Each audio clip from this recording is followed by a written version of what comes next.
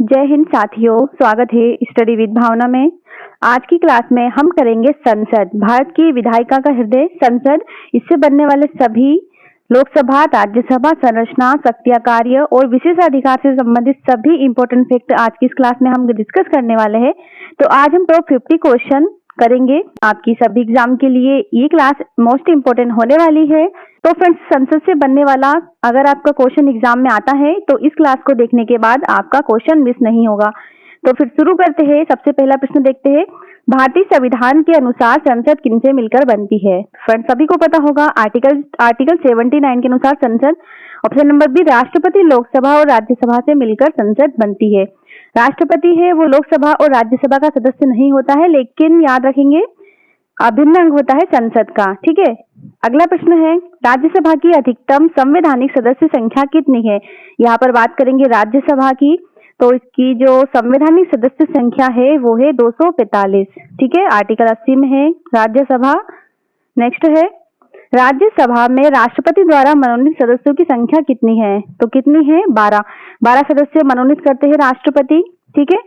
Next है, राज्यसभा के मनोनीत सदस्य किन क्षेत्रों से लिए जाते हैं? फ्रेंड्स, जो 12 सदस्य राष्ट्रपति के द्वारा मनोनीत किए जाते हैं वो इसका जो करेक्ट आंसर है वो है साहित्य, विज्ञान, कला और समाज सेवा। इन क्षेत्रों में उसको अगर विशेष अनुभव प्राप्त होगा तो उसी को राष्ट्रपति मनोनीत करेगा। ठीक है।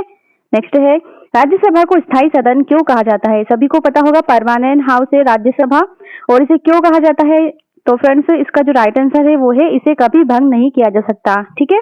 लेकिन इसके 1/3 सदस्य हर 2 साल में सेवानिवृत्त होते हैं। तो ये जो पॉइंट है वो मोस्ट इंपोर्टेंट है। ठीक है।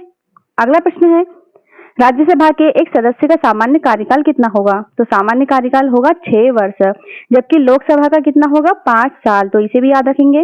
नेक्स्ट है, राज्यसभा के सभापति कौन होते हैं? मोस्ट इंपोर्टेंट प्रश्न है। राज्यसभा के सभापति उपराष्ट्रपति होते हैं, यानी कि जो भी उपराष्ट्रपति के पद पर होगा वो अपने आप ही सभापति बन जाएगा राज्यसभा का। ठीक है। नेक्स्ट है, राज्यसभा अपने सदस्यों में से किसे चुनती है? तो किसे चुनेगी? उपसभापति को। अगला प्रश्न है, लोकसभा का सामान्य कार्यकाल तो फ्रेंड्स 5 साल होता है। अगला है, राष्ट्रीय आपातकाल के दौरान लोकसभा का कार्यकाल एक बार में अधिकतम कितने समय के लिए बढ़ाया जा सकता है? फ्रेंड्स, आपातकाल के टाइम पर 6 माह से अधिक का गैप नहीं होना चाहिए और 1 वर्ष तक बढ़ाया जा सकता है। ठीक है। नेक्स्ट है, लोकसभा अध्यक्ष का चुनाव कौन करता है? तो आंसर है इसका लोकसभा, आर्टिकल 93 के अकॉर्डिंग। अगला प्रश्न है, लोकसभा अध्यक्ष के पद से संबंधित कथन कौन सा सही है? तो सही बताना है। ऑप्शन नंबर बी सही है कि नई लोकसभा की पहली बैठक से ठीक पहले स्पीकर पद पर बना रहता है। ठीक है। नेक्स्ट है, संसद की किसी सदन की बैठक के लिए कोरम सामान्यतः कितना होगा? तो कोरम कितना होगा? कुल सदस्य संख्या का लगभग 1/10। ठीक है। अगला प्रश्न है, संसद के 2 सत्रों के बीच अधिकतम अंतर कितना हो सकता है? 2 सदन जो संसद है उसके 2 सत्रों के बीच जो अधिकतम अंतर है वो कितना? 6 माह हो सकता है। ठीक है। नेक्स्ट है, संसद के प्रत्येक सदन को बुलाने की शक्ति किसके पास है? तो फ्रेंड्स, ये राष्ट्रपति के पास होती है किसी भी सदन को बुलाने की। नेक्स्ट है, संसद के दोनों सदनों की संयुक्त बैठक की अध्यक्षता कौन करेगा? तो ये मोस्ट इंपोर्टेंट क्वेश्चन है। बुलाता राष्ट्रपति है, लेकिन संयुक्त बैठक की अध्यक्षता कौन करेगा? लोकसभा के अध्यक्ष। और संयुक्त बैठक है आर्टिकल 108 में, तो इसे भी याद रखेंगे। नेक्स्ट है, निम्न में से किस विधेयक पर संसद की संयुक्त बैठक नहीं बुलाई जा सकती? तो ऑप्शन नंबर सी, धन विधेयक पर। धन विधेयक है आर्टिकल 110 में। ठीक है। अगला प्रश्न है, संविधान संशोधन विधेयक के संबंध में कौन सा कथन सही है? तो इसमें सही है, दोनों सदन द्वारा अलग अलग विशेष बहुमत से पारित होना आवश्यक है। ठीक है। नेक्स्ट है, मनी बिल केवल किस सदन में प्रस्तुत किया जा सकता है? तो इंपॉर्टेंट प्रश्न है। मनी बिल दोस्तों याद रखेंगे लोकसभा में ही प्रस्तुत किया जाता है। ठीक है। अगला प्रश्न है, किसी विधेयक को मनी बिल होने का अंतिम प्रमाण पत्र कौन देता है? तो ये देंगे लोकसभा के अध्यक्ष। ओके। नेक्स्ट है, राज्यसभा मनी बिल को अधिकतम कितने दिनों तक अपने पास रख सकती है? तो राज्यसभा रख सकती है अधिकतम अपने 14 दिन के अंदर। ठीक है। अगला प्रश्न है, मनी बिल पर राज्यसभा की भूमिका किस प्रकार की है? तो केवल सिफारिश करने की शक्ति है राज्यसभा के पास। ठीक है, मनी बिल पर। अगला है, कौन सा विषय मनी बिल की परिभाषा से संबंधित है? ऑप्शन नंबर ए इसका राइट आंसर हो जाएगा कर का आरोपण, उन्मूलन और परिवर्तन। ठीक है। नेक्स्ट है, राष्ट्रपति मनी बिल को पुनः विचार के लिए संसद के पास वापस भेज सकता है। सही बताना है, हाँ या नहीं में। तो ऑप्शन नंबर बी नहीं भेज सकता है। ठीक है। अगला है, साधारण विधेयक को राष्ट्रपति पुनः विचार के लिए वापस भेज दे तो संसद और उसे फिर से पारित कर दे तो राष्ट्रपति क्या करेगा? तो फ्रेंड्स राष्ट्रपति एसेंट देना होगा राष्ट्रपति को, ठीक है। आर्टिकल 111 में है इसका वर्णन। नेक्स्ट है, राष्ट्रपति संसद के दोनों सदनों को विशेष अभिभाषण कब देता है? तो कब देंगे? आर्टिकल 87 के तहत प्रत्येक वर्ष के पहले सत्र में और नई लोकसभा के पहले सत्र में, ठीक है। नेक्स्ट है, संसद में राष्ट्रपति का अभिभाषण किस प्रकार का होता है? तो फ्रेंड्स आर्टिकल 87 के अकॉर्डिंग दोनों सदनों को एक साथ संबोधित करने वाला होता है, ठीक है। नेक्स्ट है, संसद में वार्षिक वित्तीय विवरण किसके द्वारा संसद के समक्ष रखा जाता है? तो आर्टिकल 112 में है जो वार्षिक वित्तीय विवरण है और ये रखा जाता है राष्ट्रपति के समक्ष। अगला है, संसद के संदर्भ में एनुअल फाइनेंशियल स्टेटमेंट सामान्यतः किस नाम से जाना जाता है? तो इसे नाम जानते हैं बजट के नाम से।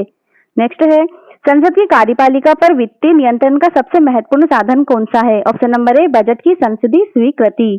अगला है, संसद में प्रश्नकाल का प्रमुख उद्देश्य क्या है? तो इसका उद्देश्य है सरकार से प्रशासनिक जानकारी को प्राप्त करना। नेक्स्ट क्वेश्चन है, तारांकित प्रश्न का उत्तर किस प्रकार दिया जाता है? तो फ्रेंड्स ये मौखिक दिया जाता है, याद रखेंगे। नेक्स्ट है, अतारांकित प्रश्न की क्या विशेषता है? तो इसकी विशेषता है लिखित में दिया जाता है, ठीक है। अगला है, शॉर्ट नोटिस क्वेश्चन किससे संबंधित होता है? तो इसका संबंध है तत्काल सार्वजनिक महत्व के विषय से, ठीक है। 0R के बारे में कौन सा कथन सही है? फ्रेंड्स जो 0R होता है संसद में, इसका सही कथन बताना है तो ऑप्शन नंबर बी, यह संसदीय कार्यवाही की विकसित हुई प्रथा है, ठीक है। अगला प्रश्न है, संसद में प्रिविलेज का संवैधानिक आधार मुख्यतः किस आर्टिकल में है? तो यह है आर्टिकल 105 में, ओके। नेक्स्ट है, क्या भारत में संसदीय विशेषाधिकार पूरी तरह से कोडिफाइड है? तो है कि या नहीं ये बताना है। तो फ्रेंड्स ऑप्शन नंबर भी नहीं है, ठीक है। नेक्स्ट है, संसद के किसी सदन में दिए गए भाषण के संबंध में संसदीय विशेषाधिकार का मुख्य उद्देश्य क्या है? तो इसका मुख्य उद्देश्य हो जाएगा सदन में स्वतंत्र अभिव्यक्ति को सुनिश्चित करना, ठीक है। नेक्स्ट है, राज्यसभा को राष्ट्र हित में स्टेट लिस्ट के विषय पर पार्लियामेंट को कानून बनाने की शक्ति देने के लिए किस आर्टिकल के तहत रिजोल्यूशन पारित करने की शक्ति है? तो आर्टिकल बताना है 249, इसका राइट आंसर हो जाएगा, ठीक है। नेक्स्ट क्वेश्चन है, अखिल भारतीय सेवाओं के सृजन के संबंध में विशेष शक्ति किस सदन को प्राप्त है? तो विशेष शक्ति प्राप्त है राज्यसभा को। तो परमानेंट हाउस है राज्यसभा। राज्यसभा की विशेष शक्तियों को मुख्यतः किस विशेषता से जोड़ा जाता है? ऑप्शन नंबर बी, संघीय प्रतिनिधित्व से, ठीक है। अगला है, संसद की दोनों सदनों के बीच साधारण विधेयक पर गतिरोध होने पर किस व्यवस्था का प्रयोग किया जा सकता है? तो फ्रेंड्स ऑप्शन नंबर बी, संयुक्त बैठक का। 108 के अंतर्गत राष्ट्रपति बुलाता है संयुक्त अधिवेशन। नेक्स्ट क्वेश्चन है, कौन सी स्थिति ज्वाइंट सीटिंग के लिए डेडलॉक मानी जा सकती है? ऑप्शन नंबर ए, एक सदन दूसरे द्वारा पारित बिल को रिजेक्ट कर दे, ठीक है। नेक्स्ट है, संसद की समितियों का प्रमुख उद्देश्य क्या है? तो इसका प्रमुख उद्देश्य क्या है? संसदीय कार्य की विस्तृत जांच और निगरानी। नेक्स्ट है, पब्लिक अकाउंट्स कमेटी मुख्यतः किसकी जांच करती है? तो फ्रेंड्स सरकारी व्यय की और सीएजी रिपोर्ट से संबंधित मामलों की, ठीक है। नेक्स्ट है, एस्टीमेट्स कमेटी मुख्यतः संबंधित किससे है? तो इसका संबंध हो जाएगा सरकारी व्यय में मितव्ययिता से और एस्टीमेट्स की जांच से, ठीक है। नेक्स्ट है, department related parliamentary standing committee का प्रमुख उद्देश्य क्या है? इसका उद्देश्य है मंत्रालयों विभागों के कार्यों की और विधेयकों की विस्तृत संसदीय जांच, ठीक है। अगला प्रश्न है, संसद की कार्यवाही में स्पीकर की क्या भूमिका है? तो स्पीकर की भूमिका है सदन में व्यवस्था बनाए रखना और प्रोसीडिंग को रेगुलेट करना। ऑप्शन नंबर बी यहाँ पर राइट आंसर हो जाएगा। नेक्स्ट है, निम्न में से कौन सा कथन संसद की विधायी शक्ति के बारे में सही है? सही बताना है तो ऑप्शन नंबर बी हो जाएगा, पार्लियामेंट संविधान की सीमाओं के भीतर कार्य करती है। और अंतिम प्रश्न है आज का, कौन सा पार्लियामेंट के संबंध में सही क्रम दर्शाता है? ऑप्शन नंबर डी, यहाँ पर सही जो क्वेश्चन है सभी के सभी सही दे रखे हैं। आर्टिकल 79 में पार्लियामेंट की संरचना है, 80 में राज्यसभा, 81 में लोकसभा और 105 में है पार्लियामेंट्री प्रिविलेजेस, ठीक है। तो फ्रेंड्स आज की ये क्लास यहीं पर समाप्त होती है। उम्मीद है आपको ये सेशन अच्छा लगा होगा। मिलते हैं नेक्स्ट क्लास में। जय हिंद, जय भारत।